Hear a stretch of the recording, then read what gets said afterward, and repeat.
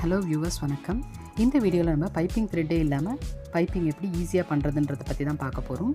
So piping த்ரெட்டே இல்லாமல் எதுக்கு piping பண்ணணும், இதுதான் நம்மளோட ஃபஸ்ட்டு கொஷனாக இருக்கும் இல்லைங்களா? ஸோ சில ஃபேப்ரிக்ஸ் எடுத்துக்கிட்டிங்கன்னா, ஃபார் எக்ஸாம்பிள் சிந்தட்டிக் இல்லைனா ப்ரோக்கேட், இந்த மாதிரி ஃபேப்ரிக்ஸ்லாம் எடுத்துக்கிட்டிங்கன்னா இதில் பைப்பிங் த்ரெட் நம்ம யூஸ் பண்ணும்போது இது வந்து ரொம்பவே ஆடாக தெரியும். ஃபார் எக்ஸாம்பிள் சிந்தட்டிக் எடுத்துக்கிட்டிங்கன்னா அதில் வந்து ரொம்ப டிரான்ஸ்பரண்ட்டாக தெரியும், த்ரெட் வந்து நல்லாவே தெரியும்.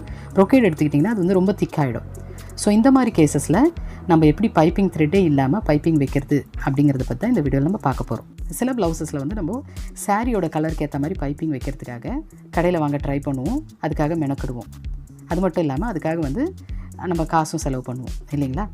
எந்த ஃபேப்ரிக்கும் நம்ம தனியாக எடுக்காமல் நம்ம சாரீ கிளாத்தே வந்து 10 சென்டிமீட்டர் இல்லை 25 சென்டிமீட்டர் நம்மளோட தேவைக்கு ஏற்ற மாதிரி கட் பண்ணிக்கிட்டு இதுலேயே கூட நம்ம பைப்பிங் வந்து வைக்கலாம். இதை பற்றி தான் நம்ம இந்த வீடியோவில் பார்க்க போகிறோம். ஸோ வாங்க வீடியோக்குள்ளே போகலாம். ஸோ இதுக்காக நான் ஒரு சிந்தட்டிக் ஃபேப்ரிக் தான் எடுத்திருக்கேன். இதில் பாருங்கள், இந்த மாதிரி பைப்பிங் த்ரெட்டை வைக்கும்போது ரொம்பவே டிரான்ஸ்பரண்ட்டாக தெரியுது. இந்த ஃபேப்ரிக்கை நான் 1 இன்ச்சுக்கு கட் பண்ணிக்கிறேன். லென்த் நமக்கு எவ்வளோ வேணுமோ அதுக்கேற்ற மாதிரி கட் பண்ணிக்கலாம். நான் வந்து ஸ்லீவுடைய பாட்டம் அட்டாச் பண்ண போகிறதுனால இந்த பைப்பிங்கை ஸ்ட்ரெயிட்டாக வச்சு கட் பண்ணியிருக்கேன். இதே வந்து நெக் லைனில் அட்டாச் பண்ணணுன்னாக்கா டயகனலாக, அதாவது பயஸ் கட் வச்சு கட் பண்ணிக்கோங்க. இப்போ நான் எடுத்துருக்கிற இந்த 1 இன்ச் இந்த பீஸை வந்து 2ஆக வச்சு ஒரு தையல் போட்டுக்கிறேன்.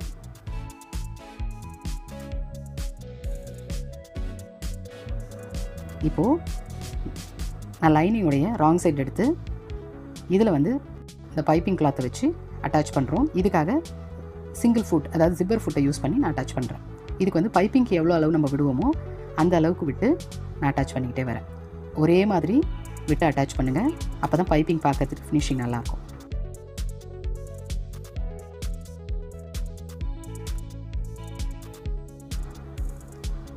இப்போ வந்து மெயின் ஃபேப்ரிக்கோடைய நல்ல பக்கத்தை வந்து மேலே எடுத்துக்கிறேன்.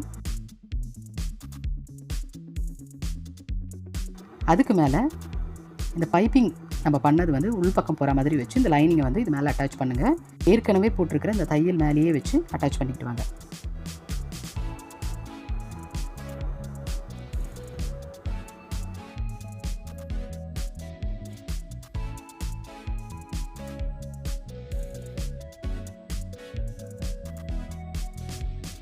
இப்போ இதை வந்து ஒரு ப்ரெஸ் கொடுத்துக்கலாம். கையிலையும் ப்ரெஸ் பண்ணிக்கலாம், இல்லை அயன் பாக்ஸ் வச்சும் ப்ரெஸ் பண்ணிக்கலாம். இப்போ இது ஓரமாகவே வந்து ஒரு தையல் போட்டுட்டு வந்துடலாம்.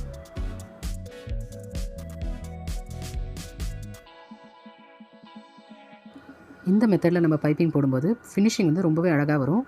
பைப்பிங் த்ரெட் இல்லாத மாதிரியே தெரியாது. இந்த வீடியோ உங்களுக்கு ரொம்பவே யூஸ்ஃபுல்லாக இருக்கும்னு நினைக்கிறேன்.